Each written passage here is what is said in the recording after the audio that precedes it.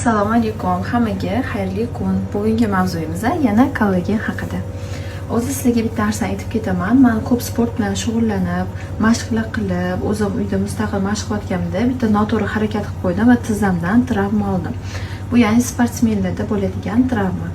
Biz travmatologlarga borganimizda buni bitirish uchun juda ham ko'p kollagen, kalsiyli ovqatlanishga ahamiyat qilish kerak, ko'proq dam olish kerak deb aytishdi. Agar bunda ham bitmaydigan bo'lsa, operatsiya qilish kerak ekan. Shuning uchun ham men hozir kollagenga qattiq ahamiyat qilaman. Bu kollagenni men nimaga oldim? Chunki rosa maqtashdi ichganlar, shundan oyoq og'ruvlari, bo'g'im og'ruvlari yaxshi bo'ldi deb buni qoramoldan, suyaklardan uyda домашний halol tayyorlashar ekan. Mevali, bunisi apelsinli, bunisi smorodina bo'lishi kerak. Menimcha shunaqa smorodinali. Hozir yeb ko'rib mazasini ham aytaman qanaqaligini.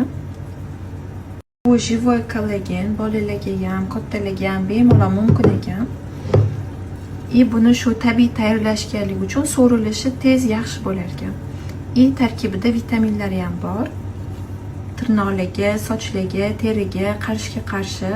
Bu bitta idishi bir oyga yetadi deyishdi, lekin men ko'proq yeyman buni ham. Mana shu ikkalasini bir oyda tugatishim kerak. Ham kollagen shunos bo'lib ketdim, har xil kollagenlarni ko'rib.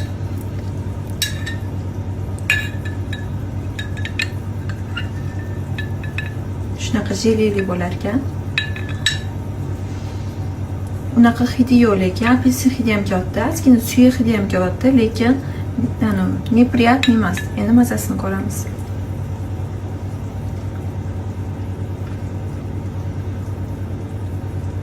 Mazasi ham yaxshi. Marmeladdagi bir shirin apelsinli narsa emas, no, yesa bo'ladigan приятный narsa.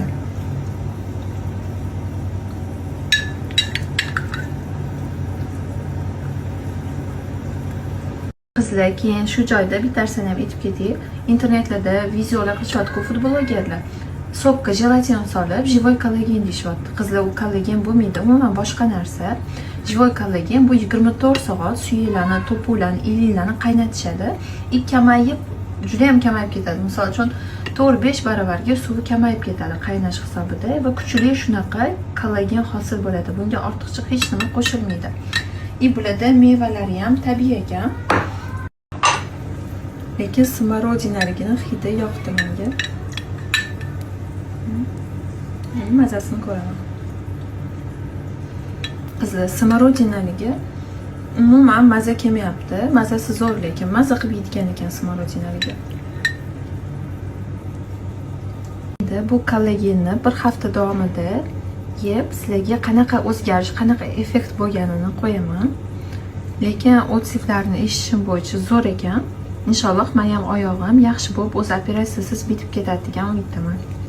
Baribir hamma kasalliklarga shifoni Alloh beradi. Sababini qilib tabiiy narsalar bilan tuzalishga harakat qilamiz.